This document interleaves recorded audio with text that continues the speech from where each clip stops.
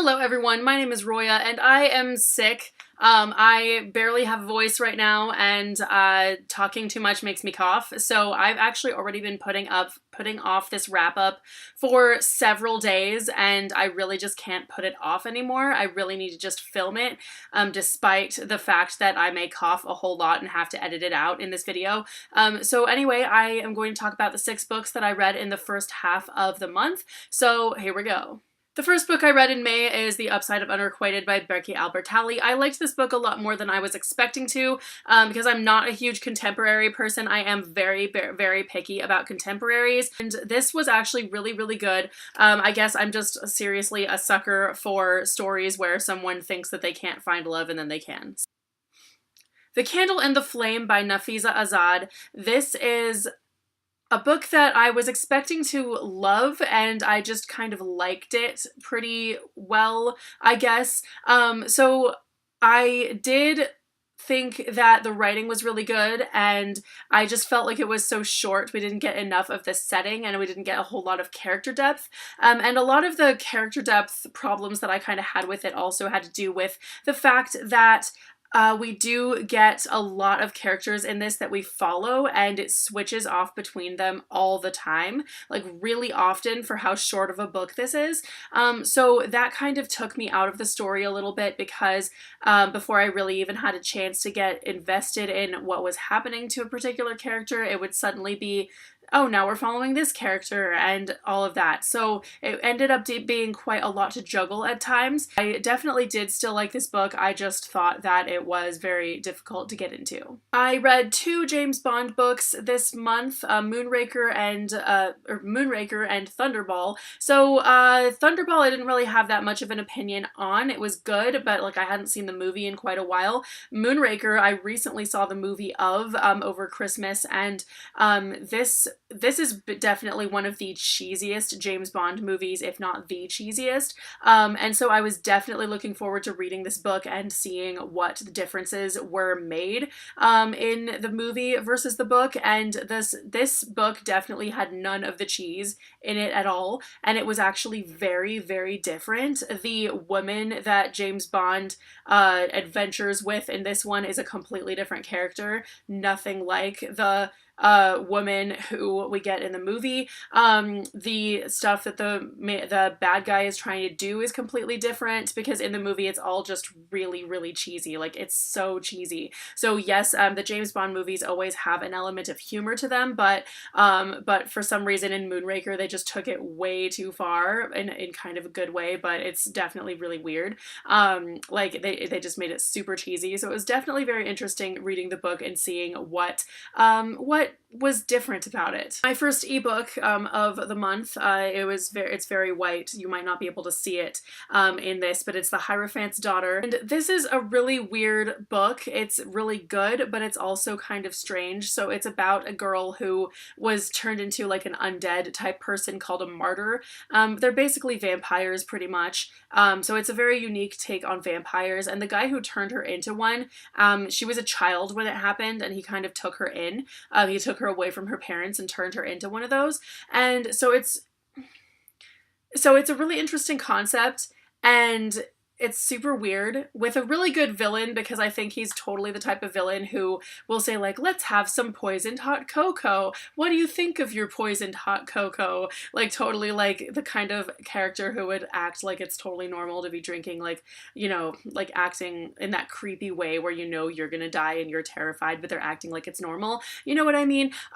So it's really interesting, but I think that my issues with this book were kind of just the fact that we are not introduced to this setting enough because this does take place in a distant future, but we're just not introduced to what's different really. And they do travel to so many different countries in this book, but I kept forgetting what countries they were in at any given times because they were like, you know, it wasn't presented to us as anything in particular.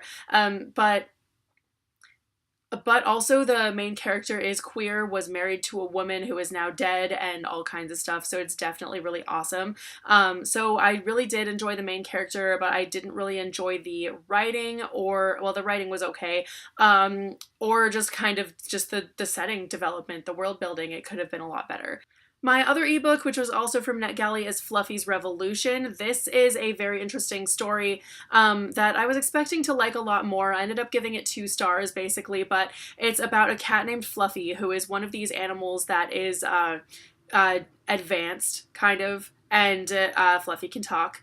And so basically, Fluffy can telepathically communicate with a littermate of hers who she hadn't seen in a long, long time. So she tells her owner, hey, my brother is in trouble. I think I need to go save him. And the owner's like, oh gosh, Fluffy, you can't do that. Like, it's dangerous out there. There are people like rounding up all these animals and just like killing them, blah, blah, blah. Because this is the far future. And apparently in the far future, it's only 100 years into the future, but apparently in the 100 years into the future, they just kill all the animals they ever see outside. No trying to find their homes or if they're lost, anything like that at all. So definitely really weird.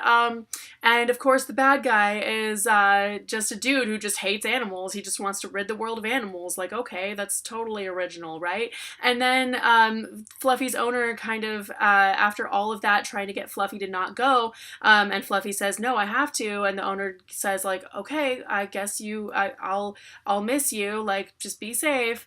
And I'm like, dude, really? Like, if any of my animals could talk and told me, like, hey, my sibling is in trouble, please let me go and help them, I would say, hey, dude, let me go with you. Hop in the car. You're not going by yourself. Like, dude. So I don't know. This guy's crazy. Just letting Fluffy just go when animals are just being rounded up and killed. So the whole thing was just not very original and was very typical of, like, I don't know. It almost seems like it was written, in a lot of ways, it was written, like it seems like it's written for kids, but at the same time, it has so many very adult themes to it that there's just no way it's a middle grade book at all. Writing was awful. The dialogue was terrible, and it was so stilted, and just the whole thing made absolutely no sense. And while I do appreciate the fact, you know, a book that helps increase empathy for animals, I don't appreciate the fact that it really drew no parallels to what goes on with animals today. Kind of like in Magonia, the acid rain is hurting the sky whales. Oh no, when sky whales don't actually exist, so it's not drawing any sort of parallel to like why we should actually be helping the environment. So I felt the same way with this, where it's just because I'm someone who follows a lot of animal rescue stuff on the internet all the time. Like every day I look at sad things that happen to cats and dogs and everything. Many of my animals are rescue animals, all of that, and we do have a lot of horrible issues facing animals today, and yet this just went on this really far-fetched, like, weird thing. I don't even know. Like, it drew no parallels, in no way inspires readers to help animals at all today, and it just, you know, this book was just a mess. I think it had a lot of potential, but it ended up just being a mess. So that is all for now. Those are the books that I read in the first half of May. It's a few days past the first half because, like I said, I'm sick. I'm already totally losing my voice again just from doing this video. This is so bad. So I'm just gonna go right back to not talking. So let me know if you've read any of these books, have any thoughts on them, and I will see you very soon with a new video. Bye!